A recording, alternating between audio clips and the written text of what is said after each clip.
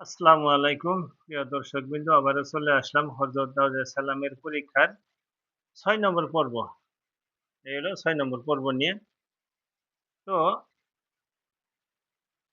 আউলিয়া নাকি এ প্রসাদ দেখে খুশি হয়ে হযরত দাউদ আলাইহিস সালামের কে বলল, হে দাউদ, আমি আপনার অপরাধ মাফ করে দিলাম। হযরত দাউদ আলাইহিস সালাম হযরত দাউদ আলাইহিস সালাম হযরত দাউদ আলাইহিস সালাম তখন সন্তোষ ও স্বস্তি লাভ করলেন। এর আগে তিনি বহুদিন এতেই বিভ্রান্ত অবস্থায় ছিলেন যে লোকে তাকে এখন সুস্থ দেখে জিজ্ঞেস করলো, হযরত, আপনি এতদিন খানা-পিনা ছেড়ে এমন ছন্নছাড়ার মতো চলাফেরা করতেন কেন? হযরত দাউদ আলাইহিস সালাম প্রত্যুত্তরে বললেন, বন্ধুগণ, আল্লাহ তাআলা তোমাদের জন্য আমাকে নবী করে ও তার খলিফা করে আদেশ করেছিলেন, হে দাউদ, নফসে আম্মারা বা প্রবৃত্তির কিছু নিও না, তা হলে তুমি নষ্ট ও বরবাদ হয়ে যাবে। আমি একথা ভুলে প্রবৃত্তির তালে পড়ে আউলিয়া নামক এক ব্যক্তির সুন্দরী স্ত্রীকে বিয়ে করতে তাকে জেহাদে পাঠাই। সেখানে সেই মারা গেল, তার স্ত্রীকে আমি বিয়ে করি। এতে আল্লাহ তাআলা আমাকে কিছুদিনের মুসিবতে ফেলেছিলেন। এখন তিনি দয়া করে আমাকে রেহাই দিয়েছেন।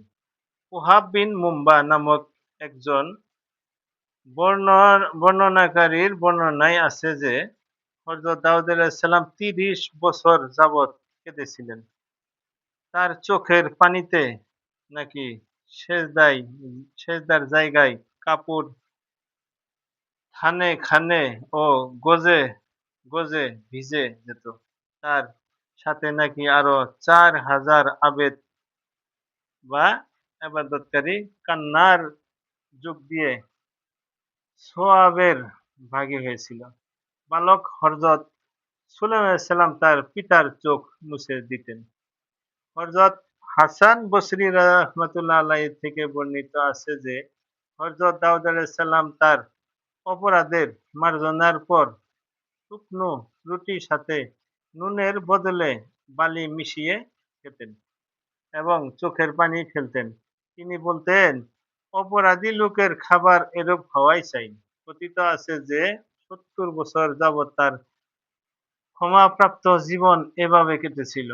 এমতা অবস্থায় একদিন তিনি বাইতুল মুকাদ্দাসে গিয়ে জমিনে মাথা রেখে কাঁদতে রইলেন। হযরত জিবরাইল আলাইহিস সালাম তখন তার কাছে এসে আল্লাহ তাআলার তরফ থেকে সে সুসংবাদ দিলেন। আল্লাহ তাআলা তা কুরআন শরীফে উল্লেখ করেছেন। তারপর তাকে আমি মাফ করে দিলাম। আমার কাছে সে মর্যাদা লাভ করল এবং উত্তম আশ্রয় লাভ করল। এরপর দাউদ আলাইহিস সালাম একদিন বাইতুল মুকাদ্দাসে মেম্বরে গিয়ে আল্লাহ তাআলার শুকর আদায় করলেন এবং জবুর কিতাব পড়ে আল্লাহ তাআলার দরবারে আরজ করলেন, প্রভু, তুমি কি আমার তওবা কবুল করেছ?